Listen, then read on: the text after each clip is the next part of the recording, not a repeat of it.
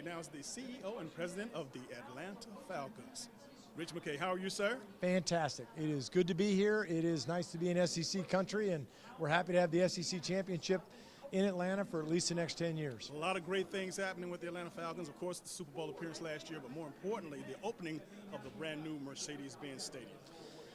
Really cool venue, right? We spent a lot of time, took us almost 9-10 years to get the whole project from start to finish. We hope at the end of the day, we designed it and put it in the heart of Atlanta. It's downtown Atlanta. It's 83 feet from the Georgia Dome. Arthur's vision for the stadium and his goals are extremely high. We don't want to just be a better Georgia Dome. We want to completely change the game from a fan experience standpoint. So the hope is that people from Columbus and everywhere else will come on into Atlanta.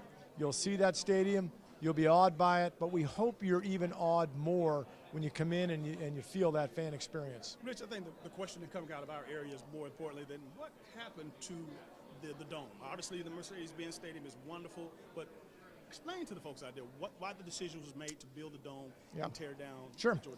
Dome's a great place, great home for us, great home for big events.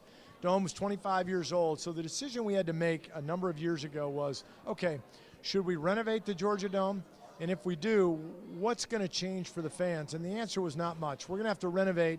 We're going to have to spend $200, $300, $400 million to get the building where it could keep going and go for an extended period of time and really not in any way impact the fan experience. I think what Arthur thought was for Atlanta, for the long term, we need to have a 30-year solution, and I want to do it in a way that changes the stadium game. We don't want to be a multi-purpose stadium that can host a lot of different events and look pretty good in all of them. We want to be a great stadium for every event. That's what we tried to do. As the president and CEO of the Atlanta Falcons, will the soccer team come under your jurisdiction as well? So we have what's called AMBSE, which is Arthur and Blank Sports Entertainment Group. I'm the president of that group. The soccer team, we've hired people that run themselves. These are smart people that have really done a great job of connecting to the fan base. So no. Do I run it? No. Darren Eales runs it. Arthur has a lot to say about it. Arthur has done an incredible job in launching this franchise and connecting with a fan base in a way that no other soccer franchise in the United States has done. So, we're enjoying it. I'll tell you that much. I know as far as winning and making money, that means you're doing an awesome job. But to you, as the president and CEO, what tells you, or what is a good job to you? When do you know you've done a good job? Easy. Good question. Easy answer.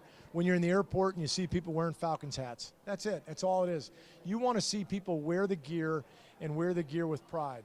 Not because there's any revenue behind it, because we don't treat our retail that way, but because that shows you that you're doing the right thing, that they're willing to invest their human kind of persona in your logo, and that's what I like to see. In my mind, the day you go to Hartsfield and you see a bunch of people wearing Falcons hats, we will have crossed the goal line. Now, your pedigree is impeccable. You've done all the right things. You've been in the right places. For those folks out there that want to pursue possibly front office or management or possibly even being a CEO, what's your words of encouragement and what track should they be on?